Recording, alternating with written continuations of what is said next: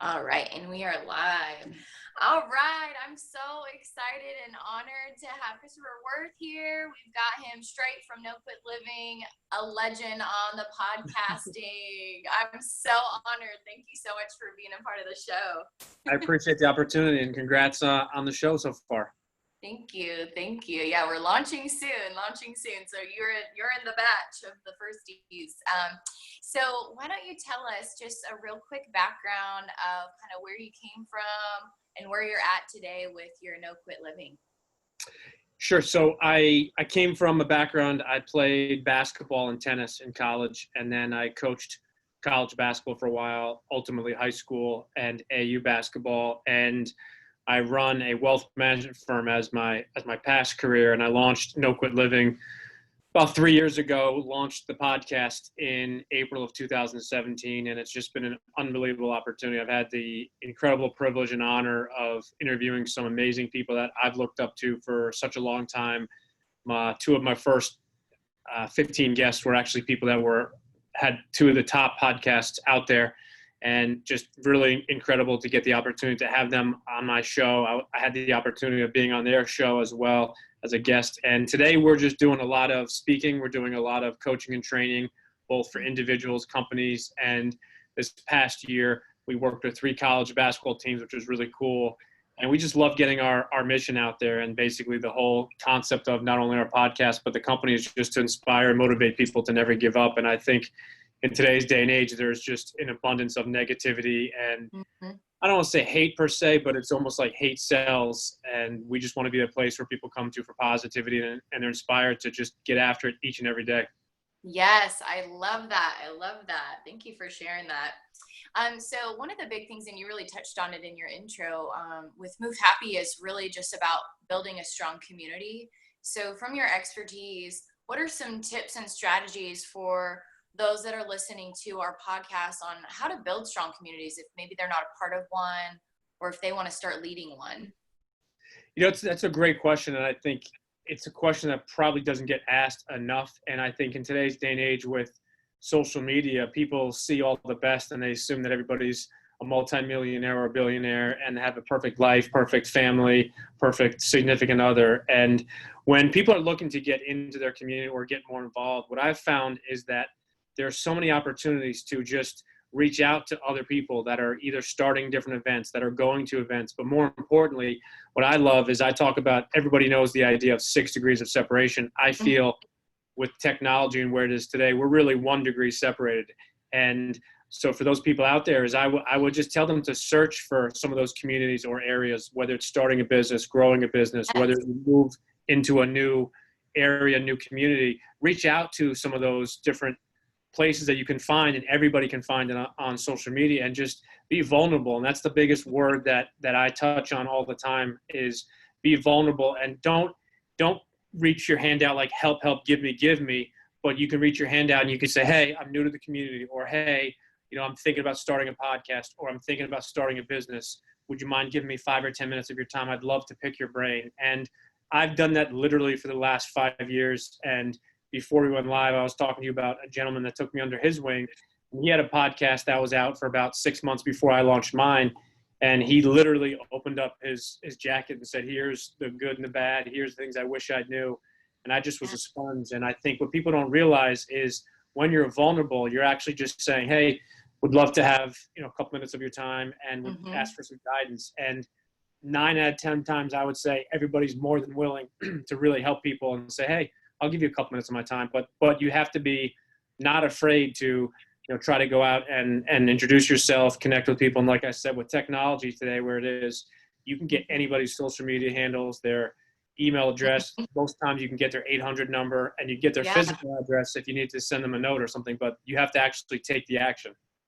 Yes, I love that. Not being afraid to take that risk and really connect with top people. Everybody's just a human, but sometimes we make those pedestals. So great tips on community building. Second pillar is really, you kind of touched on it there too, of Move Happy is really about keeping a positive mindset. And I know that's a strong part of your business as well. So from your expertise, what are some tips that you have when someone's having a really rough day?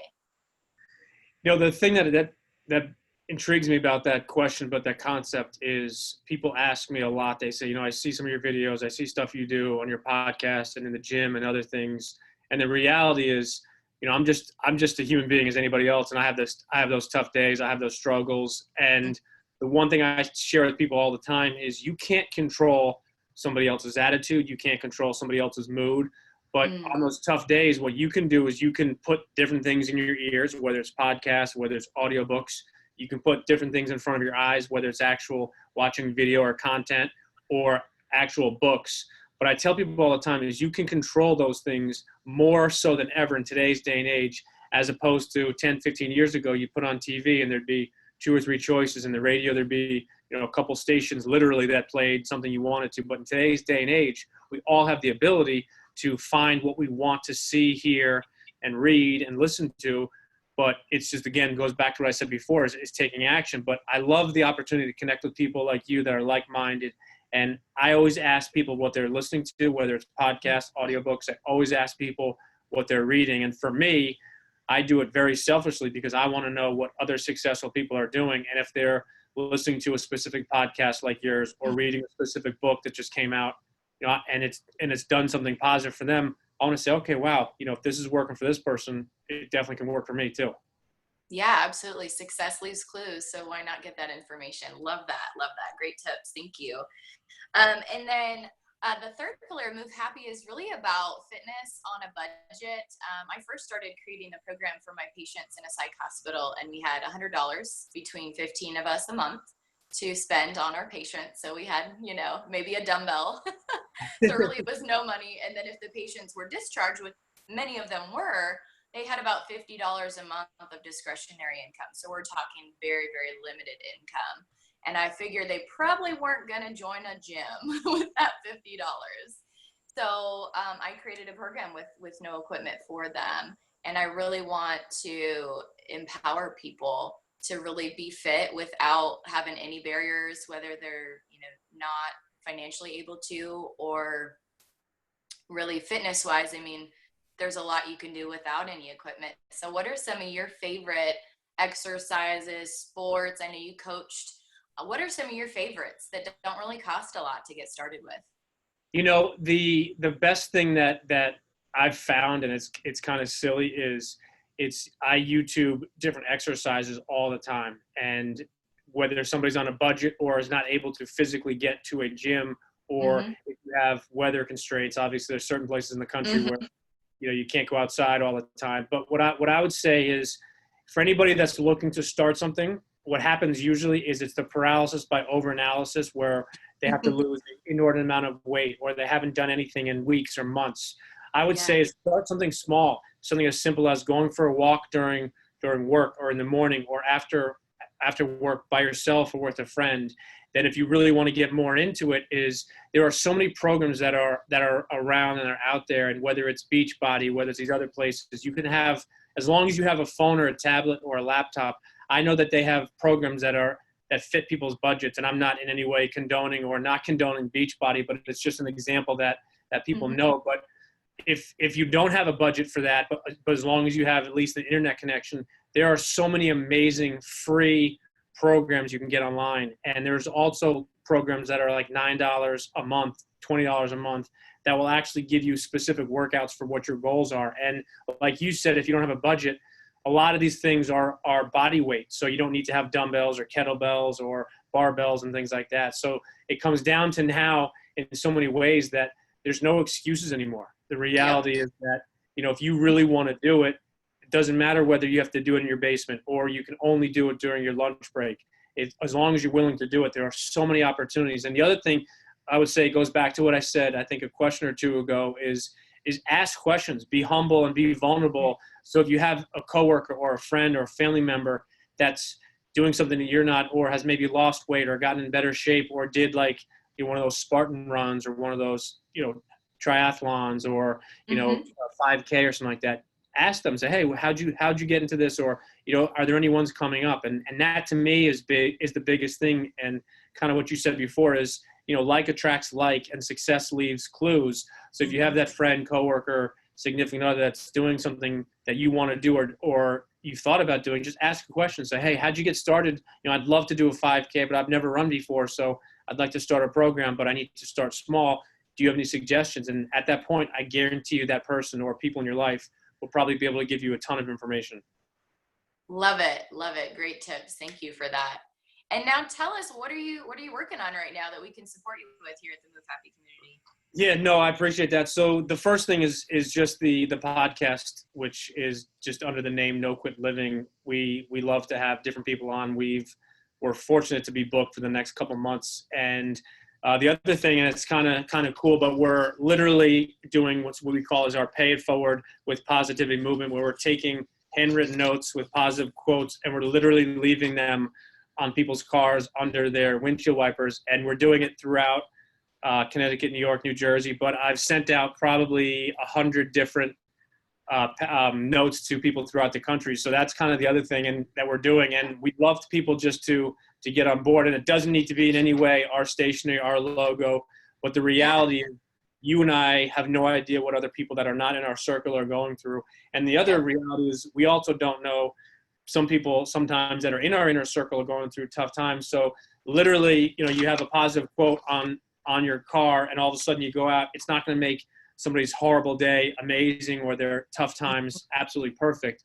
But there's no doubt in my mind, and the people that are advocates and helping us, that if we do this and continue to do it, it's going to have a positive impact. And the best part about it is literally takes a minute of your time to write a note, a quote, and put it for somewhere. And the whole concept of paying it forward. So if I do something, let's say for you on your car, the reality is whether I know you or not, it's going to have a positive impact on you. And whether you pay it forward with another note yourself or not, you're still going to tell somebody, and that person's going to tell somebody else. And now all of a sudden, it's the positivity that's getting around. And like you said, success leaves clues. And now all of a sudden, we're thinking about doing things for other people as opposed to being negative or thinking about the horrible things or the bad things in our lives. Now we're maybe switching our mindset a little bit, saying, wow, there are some good people and there are positives. You know what?